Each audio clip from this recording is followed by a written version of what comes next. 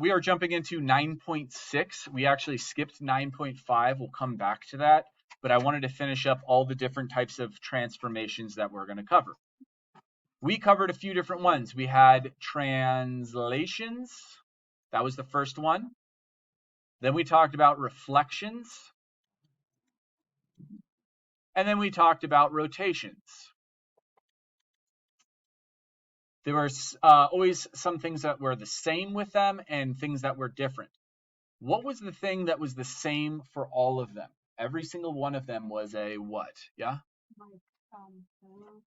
So you're thinking about the line segments between A and A prime and whatnot. I'm thinking more broad. They were all what? They were all congruent to their original figure. So if they're all congruent, the pre-image and image are congruent, then it is called a what?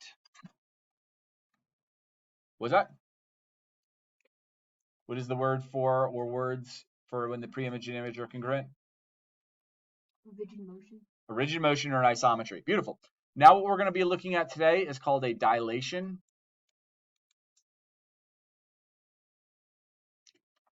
When you hear the word dilation, someone other than the kiddo in front of me that's been answering this whole time, what do you think of when you hear the word dilation? But like what because you were thinking of what? Eyes. Okay, fantastic. You get where I'm going? Before I learned like the geometry term dilate, I just thought about eyes dilating, and you go to the eye doctor and they put those drops in so they can see into your eye. So I always thought dilation always meant getting bigger, but technically it means it's just changing in size, okay, getting bigger or smaller. So a dilation is just going to be a transformation resulting in what type of figures? Are they congruent figures? No, what is the word? If they're the same shape, different size? Similar. Beautiful, thank you. Similar figures. Does anybody have any questions on that? Let's talk about the notation really quickly. If you're a mathematician, you're crazy, lazy, and efficient, and you want to notate that you're doing a dilation and you want to be lazy, what are you going to put down? Like a D for that. Hey, good job. D. Okay, so you're going to put a big D for dilation. Then what you do is you have to tell the person if it's getting bigger or smaller and by how much. So let's say this thing is getting bigger by a scale factor of 2. It's getting twice as big. Now the thing is, just like with a rotation, you had to know what you were rotating around because you were going to end up in a different location depending on what you're rotating around. It's the same thing for a dilation. You have to have a center of dilation. So if this figure over here, it is being dilated from C.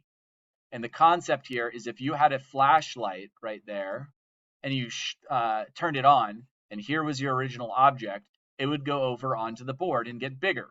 But if you change the location of the flashlight, the object is going to be different in the end. It might be bigger or smaller. If you get the flashlight closer to this figure, the resulting figure is bigger. If you get further, then the image is going to get smaller. So you have to know what you are dilating from.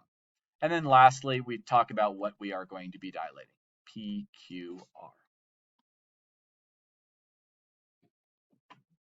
And it's pretty easy to figure out what your scale factor is. How this works is there is a distance to the original point. Let's call that a distance of x. And you have a distance to the new point. Let's call that y. And your scale factor is always going to be distance to the new point over distance to the old point. So if your figure got twice as big, the distance must be twice as long as it used to be. If it got 3 times as big, it would have to be 3 times as big. Does anybody have any questions on that? Once again, I always thought that dilation just meant getting bigger. It actually means bigger or smaller. So whenever your scale factor is greater than 1, then it is going to be an enlargement. Whenever it's less than 1, it's going to be a reduction. What happens if it's equal to 1? Like a trig function. Imagine the distance to the point being exactly the same as it used to be. Does anything happen to the figure? Nothing. So we don't really talk about a dilating scale factor of 1. That's just weird. Let's keep on cranking. So in this figure right here, if I wanted to make a rule, I'd put a big D for dilation, and then I have to look at the sides to figure out how much bigger or smaller it got. So this has a side of 6, that has a side of 4. Actually, not 4, 2. So I know it's either going to be 6 over 2 or 2 over 6. And the way we know that is if it's getting bigger or smaller. Looking at this, getting bigger or smaller? Is it? Looks like it's getting smaller. Look at the prime is the smaller one. So it's going to be getting smaller. 2/6 is actually equal to 1/3. Where does this look like it is centered at? Like, where is it growing from or shrinking towards? Which point? Point A. And we're doing it to A, B, C, D. Anybody have any questions on that?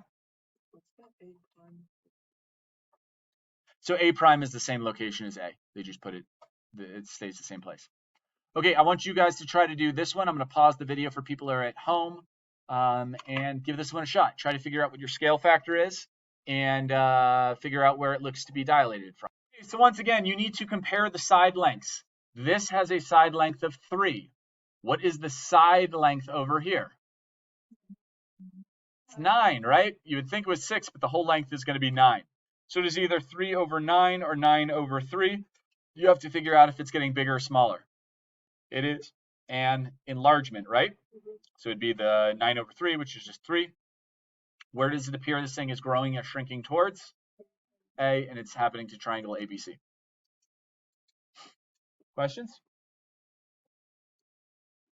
Now, when you have it on a coordinate plane right here, you're still going to put your big D for dilation. I can't figure out where it's dilated from, so we're not going to put the point that it's dilated from, but just writing the scale factor because that's what they wanted. We need to compare sides. I can either compare both the left sides, the top sides, the bottom sides, or the right sides, so that you do not have to do a lot of work. What are the sides that are going to be the easiest to compare? Lefts, tops, bottoms, or rights? What's that? So left, top and bottom. Okay, look at. I don't like the top and bottom. I don't like the top. I don't like the bottom. I don't like the left. You know why? Do you see how they're all diagonals? The only way you're going to be able to figure out that distance is by using the distance formula, and then you're going to be comparing like rad 15 over rad 70 or something like ugly, and you have to do work. Do you guys see how easy it is to figure out that length and how easy it is to figure out that length because they're both vertical? What is the smaller one? That is a length of 2, and this one is a length of 4. Now, if you did these, you would have, if you actually knew how to do the distance formula and simplify radicals, you would still come out with the same ratio. But as I said, you're going to come out with something like this it's going to be confusing. So it's better if you can, sometimes you can't do this, but if you have easy sides, pick those. So it's either 2 to 4 or 4 to 2. What's this going to be? It's getting bigger or smaller? Smaller, so it's going to be 2 to 4 or 1/2. We can't put the point that it is being dilated from because we don't know. Does anybody have any questions on that? Now, just like we had the rules when you were rotating around 0, 0, we had like flip your points and negate the first and leave them the same and negate both. We had these rules, but that only worked if you were rotating around 0, 0. They have a easy rule for dilations, but it only works if you're dilating from 0, 0. And how it works is to dilate a figure on the coordinate plane that is centered at the origin, simply multiply the coordinates of each point in the preimage by the scale factor.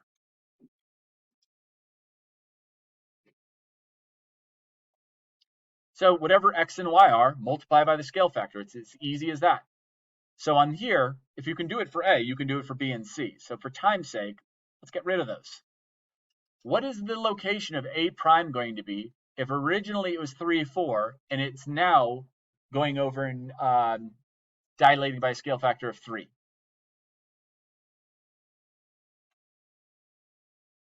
Remember, all you have to do is take your x and y and multiply by the scale factor. 9 and 12. 9 and 12. Does anybody have any questions on that? For sake of time, we're not going to do this one, but all you would have to do is take each one of the points, find out what it was as x, y, And in this case, you would multiply each piece by 2. Each one of the points would be multiplied by 2. Once again, this only works if it is centered at 0, 0. If it is centered somewhere else, you cannot do this. So let's say they told you that point P was originally located here, and now it's located here, and they want to know what is the dilation. They tell you it is centered at 0, 0. First off, look at the numbers for P and P prime. Is my scale factor going to be bigger than 1 or less than 1? Take a look. It went from P being at 18.4.5 to going to 12.3. Is it getting bigger or is it getting smaller? Take a look. Going from P to P prime, you went from 18 to 12. Did that mean that your figure got bigger or smaller? Smaller. So you can compare your x's or you can compare your y's. I'm going to do the x's. So it's either 18 over 12 or it's 12 over 18. You said that it was getting smaller. So which one of those things makes sense? 12 over 18. Fantastic. And this we can divide by 6 and 6, and we end up with 2/3. So you know you have a scale factor of 2/3 centered at 0, 0, and you are doing it to point P. Does anybody have any questions about how I did that? You also could have done 3 over 4.5, and when you go over and simplify that, it comes out to 2/3 as well. The other question is, what about this? If you knew that your point was originally at 4.2 and now it's at 24, is that possible? Could that have been a dilation centered at 0, 0? You say no. Why?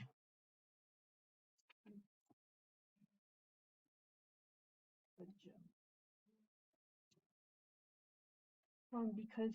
How do you go from 4 to 20? You're thinking adding. I'm thinking both. Times 5. So what has to be true for the y's? It has to be times 5. Is that times 5? No. So the x over the x has to equal the y over the y if it was going to be a dilation centered at 0, 0. Anybody have any questions on that? How I figured out if that was dilation centered at 0, 0? Okay. I really should have said like x1 over x2, y1 over y2. Okay, now let me show you how insanely easy this is. You do need a ruler for this, but we are out at, what'd you say, 12:07? Okay, quickly, who needs a ruler? Ruler. Ruler? Okay, 1, 2, 3, 4, grab a ruler. If you don't have a ruler by a second, then you are just going to kind of wing the distances as you see I will. There we go. Okay, here we go. So let me show you how easy this is. I'm not even going to write the steps because they're rather easy. If they tell you that you are going to dilate by a scale factor of 5, what you need to do is just go from the point of dilation, which is M, and go to A. You would then measure that in millimeters. And in this case, they say, hey, you need to get half as far as you were before. So I'm going to wing it. You guys can actually measure. That's about halfway. So that's where A prime would go. You do the same thing for B. Here's the distance to B. I'm going to go halfway. I'm going to call that B prime. And then I go the distance to C, and you guys would measure. I'm going to wing it. That's where C prime would be. Halfway. Why halfway? Because they told me it should be halfway. If they said 3/4 of the way, I would have taken the distance and multiplied by 0.75. If they said 1/4 of the way, I would have multiplied by 0.25. Obviously, these are not similar. They're not similar. So I did something wrong. That's because I was not actually measuring, but I think B is supposed to be a little bit closer. I think I went a little further than halfway. Does anybody have any questions on how we did that? You just take your distance. Let's say you got 30 millimeters. And let's say they told you that it was a dilation of 1/4. Then you would multiply by 0.25 and find out what your new distance is. Any questions for a reduction? We have 2 more minutes, and I need to show you how to do a enlargement. Now this says scale factor of 2. So you would go out to A and measure that, and then just go twice as far. Don't go 2 more. Just figure out the distance of A and then measure from M again and go twice as far. So that is where A prime would be. A lot of people are always tempted to go over and put 2 extras on, but that's too far. That'd be 3 times as far. That's the distance. I would go 1 more, and I would call that B prime. And if you measured from M to B and M to B prime, you would notice that B prime is twice as far. M to C, I'm going to go twice as far. I'm going to call that C prime.